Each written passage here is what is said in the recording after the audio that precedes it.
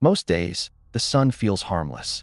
It rises, it sets, it warms the planet and disappears into the background of your life. But sometimes the sun reminds us it isn't a light bulb, it's a star. And stars don't stay quiet. Right now, a surge of solar material is moving through space, a cloud of charged particles carrying tangled magnetic fields. No sound, no flash you can hear, just a pressure wave in the invisible ocean between worlds. And if the alignment is right, Earth doesn't just get hit. Earth's entire space environment changes. Here's the twist. The danger isn't the storm itself. It's what the storm does to the systems we depend on, the ones we never see. Because modern life runs on invisible things: timing, satellites, radio, and long power lines. And a solar storm is basically the sun reaching across 93 million miles and shaking those invisible threads. So what is a solar storm really? Think of it like weather, but for space. The sun constantly blows a stream of particles outward. We call it the solar wind. Most days it's steady enough that Earth's magnetic shield handles it easily. But sometimes the sun releases something far bigger, a coronal mass ejection, a CME. A CME isn't just light, it's mass. Billions of tons of plasma launched outward, wrapped in magnetic fields that can stay organized across millions of miles. And that's the whole game, magnetic fields. Because Earth is protected by a magnetic bubble, the magnetosphere. It's not a hard shell, it's a living shape.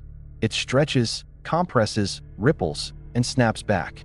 And when a CME arrives, the outcome depends on one detail that feels unfair: the direction of the CME's magnetic field. If it arrives oriented the wrong way, it can link with Earth's field, opening a pathway for energy to dump into our upper atmosphere. In other words, sometimes Earth's shield deflects the storm, and sometimes the storm finds the seam. That's when you get a geomagnetic storm. And yes, the most visible effect is the one people love: auroras. Charged particles ride Earth's magnetic field lines down toward the poles, colliding with gases high above the surface. Oxygen can glow green, sometimes red. Nitrogen can add blue and purple. The sky becomes a slow-moving curtain, folding and shimmering like it's alive. And when the storm is strong, those lights can spread farther from the poles. That's why you'll see people in places that almost never get auroras suddenly stepping outside and realizing the sky looks wrong. But auroras are the pretty symptom. The real story happens underneath. Because when the upper atmosphere gets energized, it changes the way signals move through space around Earth. And that's where the weird failures start. Here's what a strong solar storm can mess with, without breaking anything you can point at. Radio communication can fade or distort. GPS accuracy can drift. Satellites can get hit with radiation and charged up electronics. And long power lines can pick up induced currents like giant antennas. That last one is the part power engineers care about. Because power grids aren't just wires. They're delicate systems balanced in real time.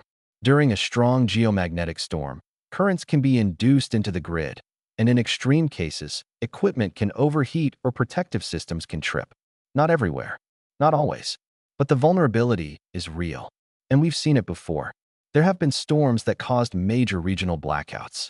And there have been storms that forced satellite operators to move into safe modes, because the space environment suddenly became more hostile than expected. Now, this is the part where movies would scream, "The apocalypse is coming." That's not what this is. Most solar storms are manageable. But here's the uncomfortable truth.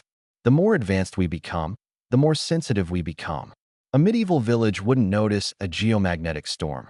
A global civilization that runs on satellite timing and long-distance power transmission absolutely will. And there's another effect people forget. Satellites don't just get zapped. During geomagnetic activity, Earth's upper atmosphere can heat up and expand slightly, creating more drag. That can subtly alter satellite orbits, especially for low Earth orbit spacecraft. It's not dramatic. It's slow, annoying, expensive physics. And it happens when space weather gets rough. There's also a biological angle we're still learning. A surprising number of animals appear to use Earth's magnetic field as part of their navigation. Birds, sea turtles, fish, and even insects. During strong disturbances, that magnetic map becomes noisier. And while it's not a simple cause and effect story, scientists have explored links between geomagnetic disruptions and unusual migration behavior. In other words, a solar storm doesn't just light up the sky. It can slightly scramble the invisible compass the planet provides. So how do we measure storm strength? Scientists track geomagnetic activity with indices that describe how disturbed Earth's magnetic field becomes. For regular people, the simplified version is this.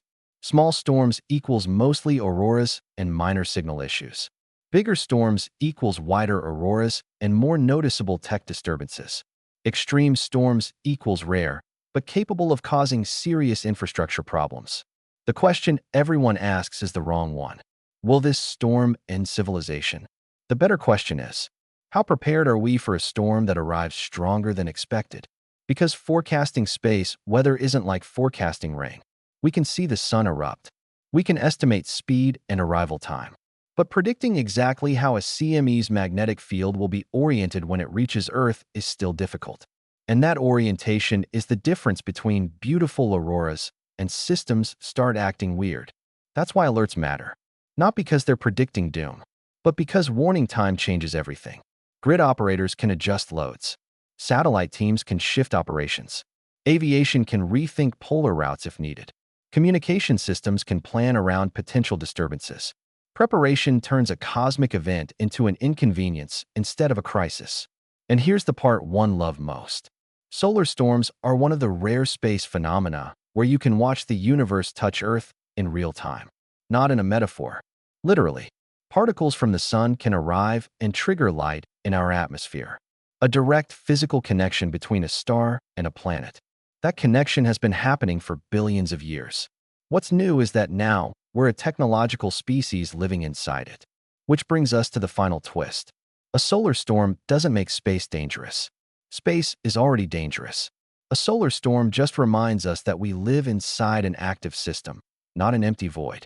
The night sky looks calm because it's dark, not because nothing is happening.